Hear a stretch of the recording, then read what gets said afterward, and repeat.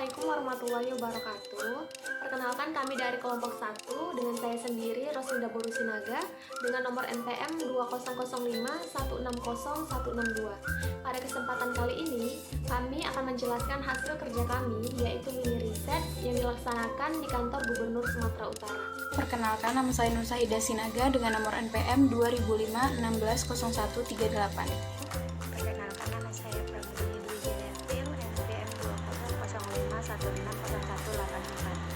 Berdasarkan temuan yang kami peroleh selama audit yang kami lakukan, maka dapat disimpulkan kondisi temuan audit sebagai berikut. Yang pertama yaitu kurangnya proses formal untuk mengevaluasi kebutuhan pelatihan dalam organisasi di kantor Gubernur Sumatera Utara. Dan yang kedua, terdapat kesenjangan antara keterampilan yang diinginkan dengan keterampilan yang dimiliki oleh karyawan staf pegawai kantor Gubernur Sumatera Utara. Kondisi yang ketiga yaitu kekurangan perencanaan strategis dalam pengembangan program pelatihan. Dan yang keempat, tidak adanya sistem yang efektif untuk melacak hasil pelatihan dan kemajuan karyawan. Kemudian kondisi yang kelima yaitu ketidakpatuhan terhadap kebijakan dan peraturan terkait pelatihan dan pengembangan sumber daya manusia. Berdasarkan temuan kondisi sebelumnya, maka kriterianya yaitu yang pertama, manajemen kebutuhan pelatihan. Yang kedua, kriteria dan kompetensi. Ada ketidaksesuaian antara keterampilan yang diinginkan organisasi dengan keterampilan yang dimiliki karyawan. Maka dari itu, diperlukan program pelatihan untuk mengatasi kesenjangan tersebut. Yang ketiga, perencanaan strategis pelatihan. Organisasi mungkin tidak mempunyai rencana strategis yang jelas mengenai program pengembangan pelatihan. Hal ini menyebabkan kurangnya arah dan fokus dalam upaya pengembangan karyawan. Yang keempat, manajemen pelacakan dan evaluasi. Tidak tersedianya sistem yang efektif akan menyulitkan untuk mengukur efektivitas program pelatihan. Kriteria terakhir atau yang kelima yaitu kepatuhan dan kebijakan. Sumber daya manusia yang tidak mematuhi aturan dan kebijakan akan mengakibatkan resiko hukum atau operasional. Ini saya akan menjelaskan sedikit penyebab yang ada di kantor Gubernur Sumatera Utara. Yang pertama yaitu kantor Gubernur Sumut tidak memiliki proses formal untuk mengidentifikasi dan mengevaluasi kebutuhan pelatihan karyawan sehingga mungkin sulit untuk menentukan jenis pelatihan yang sesuai. Yang kedua, adanya ketidaksesuaian antara keterampilan yang diinginkan oleh kantor Bumsu dan keterampilan yang dimiliki oleh staf. Yang ketiga, organisasi tidak memiliki rencana strategis yang jelas terkait perkembangan program pelatihan. Itu menyebabkan kurangnya arah dan fokus dalam upaya pengembangan karyawan atau staf di kantor gubernur.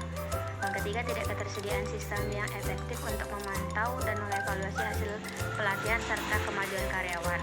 Yang kelima, sumber daya manusia pada kantor gubernur Sumut tidak mematuhi kebijakan dan peraturan yang berkaitan dengan pelatihan dan pengembangan sumber daya manusia yang dapat mengakibatkan resiko hukum atau operasional. Saya akan menjelaskan sedikit tentang akibatnya. Yang pertama, tidak tertanganinya kebutuhan pelatihan, akibatnya karyawan mungkin tidak memiliki keterampilan yang diperlukan untuk melaksanakan tugas-tugas mereka dengan efektif. Yang kedua, kesenjangan keterampilan yang dapat mempengaruhi kinerja. Akibatnya, kesenjangan antara keterampilan yang diinginkan dan yang dimiliki oleh staf dapat menghambat kemajuan dan efektivitas mereka. Yang ketiga, kurangnya fokus dalam pengembangan karyawan. Akibatnya, tanpa rencana strategis yang jelas, upaya pengembangan karyawan mungkin tidak terarah. Yang keempat, tidak tertanganinya efektivitas pelatihan. Akibatnya, tidak adanya sistem permintaan dan evaluasi yang efektif dapat menyulitkan identifikasi keberhasilan atau kegagalan program pelatihan. Yang kelima, risiko hukum dan operasional.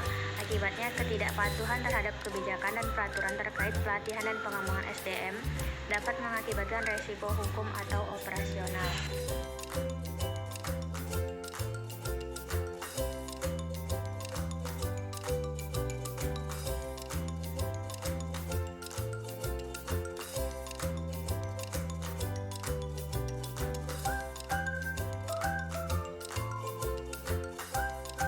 Selanjutnya, atas keseluruhan kelemahan yang terjadi, maka diberikan rekomendasi sebagai koreksi ataupun langkah perbaikan yang nantinya akan diambil oleh manajemen untuk memperbaiki kelemahan tersebut. Dan salah satu rekomendasi yang bisa kami berikan yaitu perusahaan harus membuat program perencanaan pelatihan karyawan secara jelas dan juga terstruktur serta dipersiapkan dengan baik sehingga nantinya program pelatihan dapat berjalan dengan maksimal dan karyawan nantinya akan mendapat pelatihan yang sesuai dengan kebutuhannya.